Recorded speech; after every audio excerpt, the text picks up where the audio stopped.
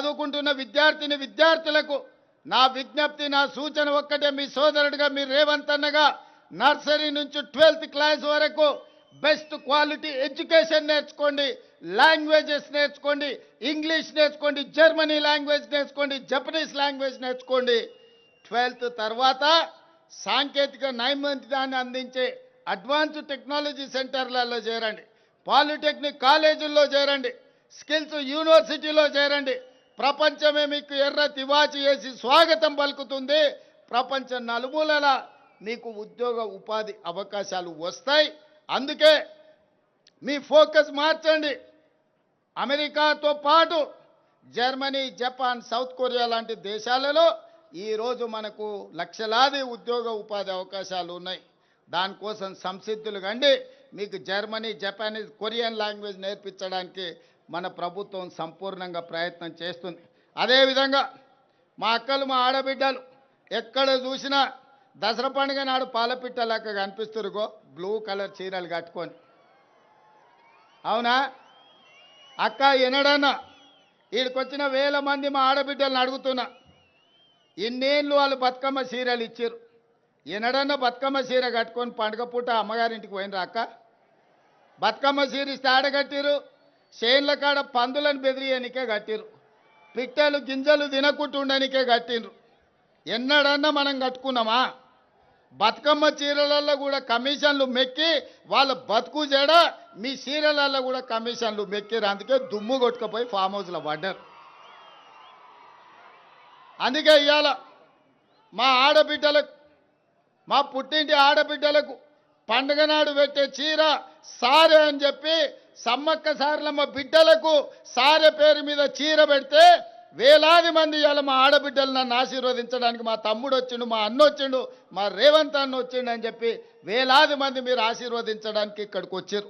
ఈ చీర డిజైన్లో కానీ, ఈ చీరల సెలెక్షన్లో కానీ సంపూర్ణంగా సీతక్క భాగస్వామ్యం తీసుకొని ఈ యొక్క అద్భుతమైన చీరల్ని మీకోసం తయారు చేయించారు.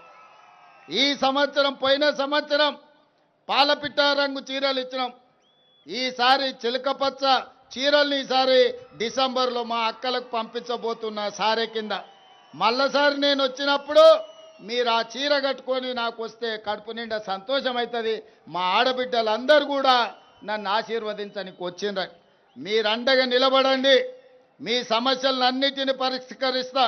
ఒక పక్కన రక్తం పంచుకొని పుట్టకపోయినా మా సీతక్కను ఇంటి ఆడబిడ్డ కింద నేను చూస్తున్నా. ఇంకో పక్కన ఇంకొకడు ఉన్నాడు, రక్తం పంచుకొని తొడబుట్టిన ఆడబిడ్డను కూడా ఆస్తిలో భాగం ఇవ్వాల్సి వస్తుందని ఇంట్లోకెళ్ళి బయటికి మెడలు పట్టి దొబ్బిండు. ఇంత దుర్మార్గం ఉన్నది. సొంత చెల్లెలకే న్యాయం చేయలేనోడు తెలంగాణ రాష్ట్రంలో 2 కోట్ల మంది ఆడబిడ్డలకు న్యాయం చేస్తాడా?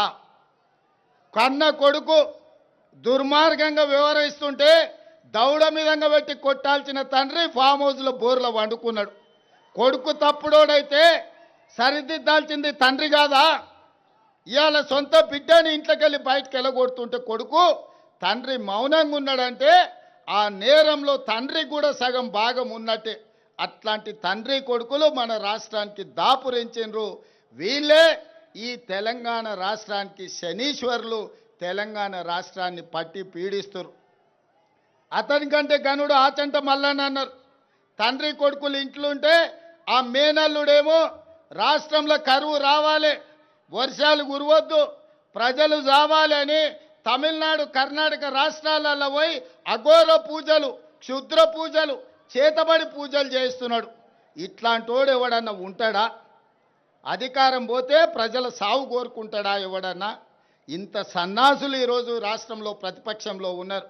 కాబట్టి వాళ్ళు ఎన్ని పూజలు చేసినా, ఎన్ని క్షుద్ర పూజలు చేసినా, అఘోర రావు గారు అఘోర పూజలు చేసినా దేవుడు మన వైపు ఉన్నాడు. ఎందుకంటే మన ప్రయత్నానికి దైవ సంకల్పం కూడా తోడైంది. కాబట్టి ఎలినినో సందర్భంలో కూడా ఎల్లంపల్లి ప్రాజెక్టు నిండింది.